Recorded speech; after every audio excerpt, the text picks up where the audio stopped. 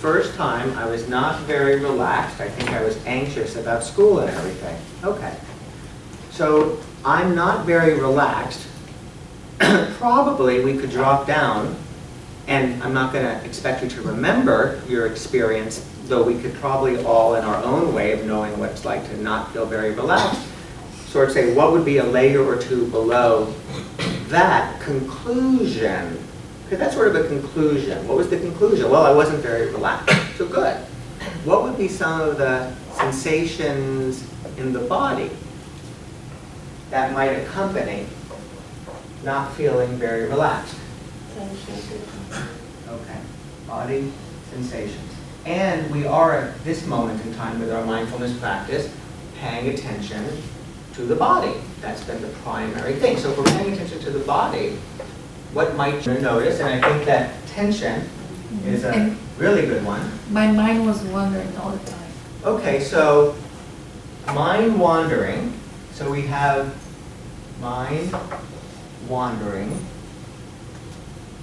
And that too, to me, is a conclusion. It's a conclusion.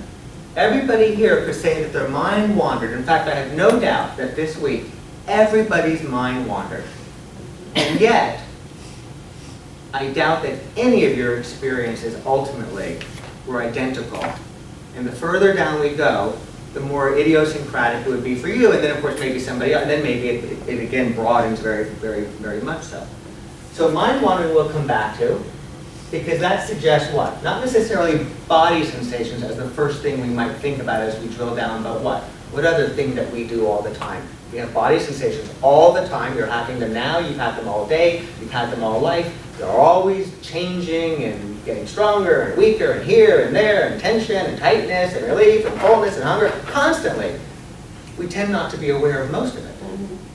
So this is a practice of turning our attention there. Here with mind wandering, if we drop down sort of one level, say, we're probably not going to hit body sensations so quickly. We're more likely to hit what?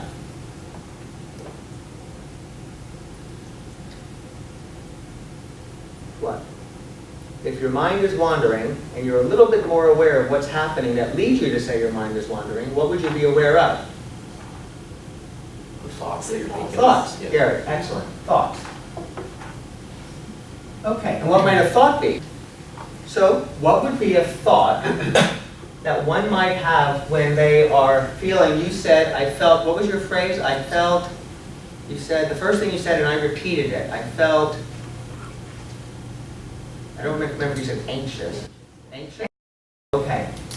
Anxious. Okay. And so then we have body sensations like a tension in the what? Where might there be tension? Here. Okay, shoulders. In the shoulders. And if there's mind wandering and you're anxious, what might a thought be that would be in the family of a thought that might have you feeling a little anxious? The work tasks. So what would be an actual thought? If you were to actually conceive a thought. We're going to put your eyes out. I have to get so much reading done for tomorrow. I have to get so much reading done. I have to get, this is a great sentence, so much reading done for tomorrow. Okay, so just notice the I would just sit and be mired in despair if this were like the thought that was always on my mind. I have, so it's an imperative, right? I have, right? I have to. So much. Gotta get it done. It's gotta get done. It's not just like I gotta get it done. It's not even for myself, right? It's for tomorrow, which of course is a time imperative. So wonderful. This would be a thought that we all would have of one form or another. It would be, I'm paying attention to my breath. Bing, there I go. Okay. And because my thought tends to go there, bingo, here I start to feel something. Or maybe, it's hard to know, feeling something. So your brain starts to churn, why am I feeling anxious? And bingo, now you've got a good reason for why you're feeling it. We're not quite sure. I'm not going to ever suggest to you in class what causes what. They all sort of rise up together. So wonderful. We've got these thoughts, and you can imagine other thoughts that would accompany this, related to whatever it is causing the anxiety or completely unrelated. It could be what's causing the anxiety. It could be a thought like, I should watch that Netflix TV show, right? Because that would certainly help the anxiety, right? At least temporarily. Then the question is, do you in fact follow that thought? And it helps, of course, if you're aware of that thought. Okay, so we've got these thoughts, we've got these sensations in the body, and we've got these sort of feelings. Okay, so the feelings would be like the anxious, right? The body sensations would be like the tension in the shoulders. And the thoughts would be like, I have so much to get done by tomorrow. Thoughts, feelings, and sensations. Remember this. This is, in many ways, our actual moment-to-moment experience upon which so much flows. And as Paul Singerman talks about in his article that we'll get to, this can be looked at as what? What is this? If we want to look at it from an investigative sort of perspective. This is important. Data. Data. Wonderful. This is data. And so are we attending to this data or not? And for purposes of our class and our discussion, do we even know how? And if we do come to know how, can we do it and not have it be an uncomfortable experience? And if we can have it be a more comfortable or less uncomfortable experience, why? Okay, and these are some of the things that we'll be exploring. But ultimately, I'll share with you, all you would have to do is say, I'm not taking that mindfulness in law class. I'm just going to sit at home every day on Friday for 3 hours. Just do this practice that I learned that first day.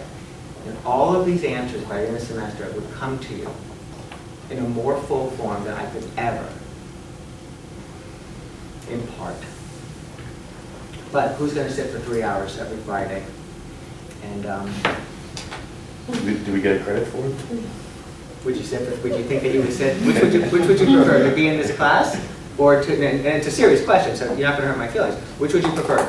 To get up? You don't even have to get in the car. You don't have to worry about traffic. Thank you all for getting here. I hope we'll talk about that later. I hope you weren't too stressed. I'm sure we had our moments, to be sure. But I want to talk about that because that's That's a very good example. Oh my God, I'll never get there on time. Right? And then, of course, what were we doing in those moments? Probably stepping on the accelerator, trying to do this, right? Or texting, doing things that probably are not necessarily the best decisions, but sometimes they could be. So, you don't have to go through any of that. You just got to get up out of bed, go into another room, sit on a little thing on the ground, set your timer for 3 hours, and then after 3 hours say, okay, get up, do it the next week. Okay, get up, do it the next week. I'd rather be here. Yeah. I wouldn't be able to do it. I think that that's really sort of, and or, I wouldn't know what to do with myself, which is probably why it would be so hard to do it as well. So good. Yes, there. I also think the classroom setting helps a lot. Yeah. Seeing everyone and Yeah, it's a nice hanging thing. out. I know. Well, if you really... It's a release when you're by yourself. Yes, I know. Well, here's the thing. That you're saying the classroom setting in part because you have other people to be with.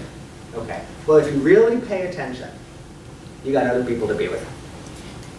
If you really listen, you will hear so many interesting, not in